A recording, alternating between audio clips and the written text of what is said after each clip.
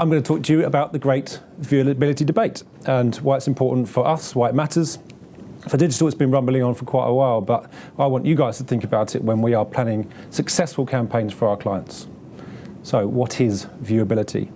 Put quite simply, it's connected with display advertising on the large part, and it's as you'd expect. It simply means that we're able to measure the opportunity for your ad to be seen. That means an ad was viewed, the creative was in view, and by a human. There's nothing new about viewability. Everyone remembers Buster the dog, and that's largely because TV works particularly well. No one is doubting that.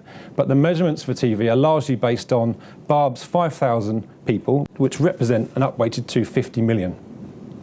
So I think from a representation point of view, again, TV works, but can't measure every single individual. From a viewability point of view, absolutely no doubt in outdoors' ability to be incredibly creative and wonderfully impactful.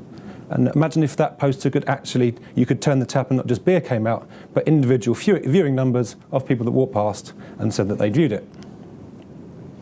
Arguably, from a news brand's perspective, they are probably the most robust of all offline media.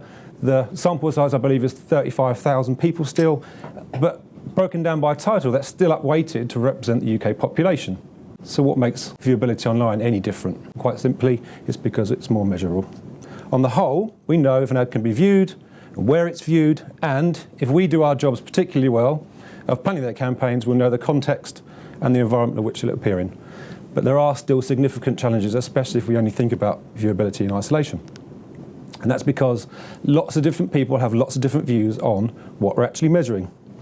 How we're measuring it, who's measuring it for us? Has the client chosen to work with a third party? And that's all because we have to build the foundations for trading. So these decisions make fundamental challenges on how much people pay. It also puts pressure on the publishers of where we deliver ads. So things like this happen. Lots of ads above the fold, lots of ads that would have been served, programmatic or otherwise, and all paid for.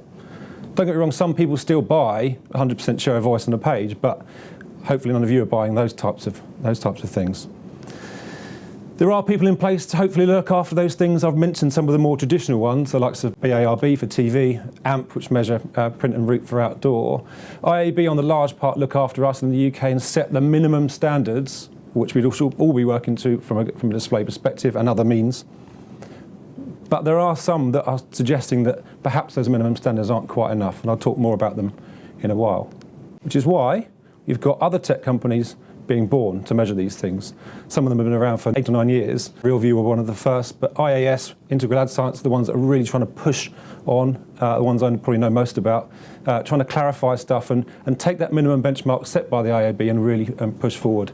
I'm going to read something from Google's. They only launched something last month, which is their Ads Data Hub, a solution originally designed as a measurement tool for YouTube, but now offers access to data and actionable insights across Google Display Network and DoubleClick. So they're recognizing the importance that third-party, perhaps measurement, even on their own stuff, is required. And what are they looking at, quite simply? Of course, they don't want to look at stuff that isn't in view. They want to look at stuff that is in view, the position and load time. Of course, the visibility rate, because that's what people will, viewability rate, that's what people will end up trading upon. And that's that minimum standard that the IAB set. So 50% of the pixels of the ad in view for 1 second or more. And that changes dramatically depending on the size of the ad. So for example, a billboard or a half-page unit only needs to be 30% in view and still only for 1 second. So you need to start to decide for yourself whether you think that's an acceptable level of viewability for you guys to trade for our clients. Video is about 2 seconds, but the same rules apply. It has to be 2 consecutive seconds. There's still debate over whether that video has to be at the very beginning or someone can interject in the middle. And then in-app tends to be better responses, but there's still some challenges around that as well. So, and this is kind of the outcome. This is what they're looking at. Lots of ads on a page, all in view. There's probably some techniques employed to make sure that you can actually see the brand names, which on 2 adverts you can't there. Of course, one large one you can, but it's got to be probably 1 or 2 seconds before you scroll down to have a look at the article that you want to look at. So for me, I think that's where we should be starting to think about viewability is great, and we should be starting to measure our success based on the maximum possible viewability, but we have to monitor and measure the actual output. There's also large discrepancies in technology. We've heard about this in recent presentations from our business, and that's again, to oversimplify from my perspective, the buy side often can see the ad, but has much more difficulty understanding the position of the ad.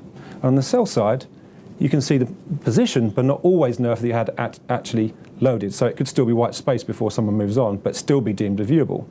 Now, can you imagine those tolerances being allowed in those milliseconds we talk about, and that being a 10 or 15% discrepancy, how much money could be involved in that decision-making process? It's absolutely huge, so we need to be aware of those for our clients. So what the price of quality then? And some opinions suggest that CPMs a while back were kind of already representative of a large amount of wastage, so as per TV, etc. And I'm not quite convinced on that, and having been published aside, I'm a bit unsure. I think we were at the time, and they still are, more worried about the onslaught of programmatic than worrying about viewability, and some people just simply wouldn't trade on it, and I think that's impossible now. We must. From our side, we must. And so there's no choice anymore. And I think we also need to decide whether it's worth paying that little bit more for quality, decide what our metrics are. So with that in mind, I've got a few tips for planning with viewability, but making sure that it's not in isolation. Of course, this should be the standard for every agency, including ours, and it is for ours.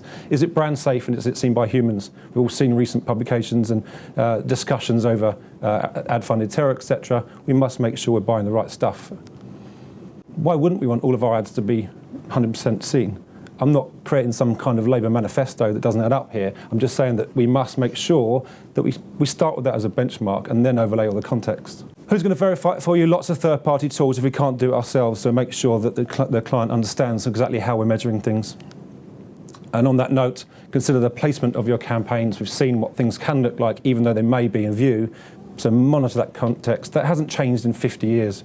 People have done that for outside of digital for a long time, making sure that it's bought in the right environment. And of course, what other engagements are important to us? What's important to that entire campaign? The delivery of it, the metrics, the revenue. Is it worth paying a little bit more from a bidding perspective to get the right kind of quality? And as digital normalises and standardises across the board, what are the things that make a difference? It's the planning I've already spoken about, but also the creative that helps you stand out, so that advising of clients. So yeah, that's my top tips for planning with viewability in mind, but not in isolation. Must be done.